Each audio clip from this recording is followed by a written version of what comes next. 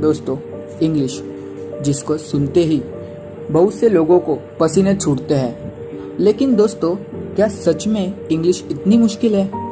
तो इसका जवाब है ना। दोस्तों, आपने बहुत से लोगों से कहते सुना होगा, कुछ नहीं यार, इंग्लिश सीखने से कौन सा तीर मार लेंगे। लेकिन दोस्तों, इस मॉडर्नाइज दुनिया में इंग्लिश का अपना एक महत्व है। कोई भाषा मुश्किल नहीं होती, सिर्फ उसको सीखने के लिए हमारा एनवायरनमेंट वैसा नहीं होता। दोस्तों, आज मैं आपको ऐसे 4 गोल्डन रूल बताऊंगा जिससे आप अपने डेली रूटीन काम करते हुए इंग्लिश सीख सकते हो। Rule number 1, listening. दोस्तों, हम बचपन से ही हमारी मातृभाषा सुनते हैं, जिस वजह से हम उसमें माहिर तो हो जाते हैं, लेकिन इंग्लिश हम उतनी नहीं सुनते। इस वजह से हम इंग्लिश में पीछे रह जाते हैं। इस रूल को मैं आपको एक कहानी से समझाता हूँ। दोस्तों, बचपन में क्या हम अपनी भाषा जानते हैं? तो उसका जवाब है ना। लेकिन उसे हम अपने पेरेंट्स से सुन कर सीख जाते हैं। उसी तरह आपने देखा होगा कि अपने आसपास के छोटे बच्चे कैसे बोलना सीखते हैं। वो अपने पेरेंट्स को देखकर उनसे बोले जाने वाले शब्दों को सुनकर उन्हीं शब्दों को बार बार दोहराते हैं। इसी ट्रिक का यूज करके हम भी इंग्लिश सीख सकते हैं। इसमें सिर्फ आपको कोई भी एक स्पीच या फिर स्टोरी सुननी है और उसी स्टोरी को बार बार सुनना है। एक समय ऐसा आएगा जिस वक्त आपको उस स्टोरी में से कुछ ना कुछ तो समझ में आने लगेगा। और दोस्तों, इसी रूल को हम लोग लिसनिंग कहते हैं।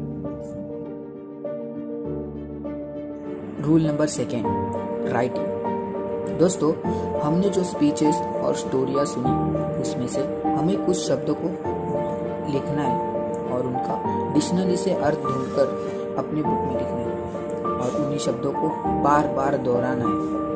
कुछ दिनों बाद आपके पास ऐसे काफ़ी इंग्लिश वर्ड हो जाएंगे जिससे आप उसका यूज़ डेली लाइफ में कर सकेंगे। और जब आप फ्लुएंसी पकड़ेंगे तब आपको भी इन शब्दों का यूज़ करना आ जाएगा। Rule number 3, reading. अब हमें इंग्लिश सुनने की आदत भी हो गई है और बहुत से वर्ड का अर्थ भी पता है, तो अब हमें इंग्लिश रीडिंग करनी है। इतना ध्यान रखिए, जो भी आप बुक ले उसकी एक और मातृभाषा में वर्जन जरूर ले, जिससे आपको उस सभी लाइंस का अर्थ समझेगा। दोस्तों, आप जो भी लाइन पढ़ोगे उसी को मातृभाषा वाले बुक में देखकर अपने मातृभाषा में समझिए। और ऐसे करने से आपको इंग्लिश कैसे लिखी जाती है और उसी तरह उसमें क्या क्या वर्डिंग, कैसे फ्लुएंसी लानी है, ये प्रैक्टिस कर सकते हो। Rule number 4, speaking. तो अब हमारा आखिरी और महत्वपूर्ण रूल शुरू होता है, जो है स्पीकिंग। अब हमें इस सभी नॉलेज का उपयोग करना है। अब हमें इंग्लिश में बोलने की प्रैक्टिस करनी है और इसे आप छोटे लेवल से बड़े लेवल तक कर सकते हो। इसकी शुरुआत आप शीशे के सामने खड़े होकर बोलकर कर सकते हो। उसी तरह दोस्त अपने एक बेस्ट फ्रेंड से बोलकर भी कर सकते हो।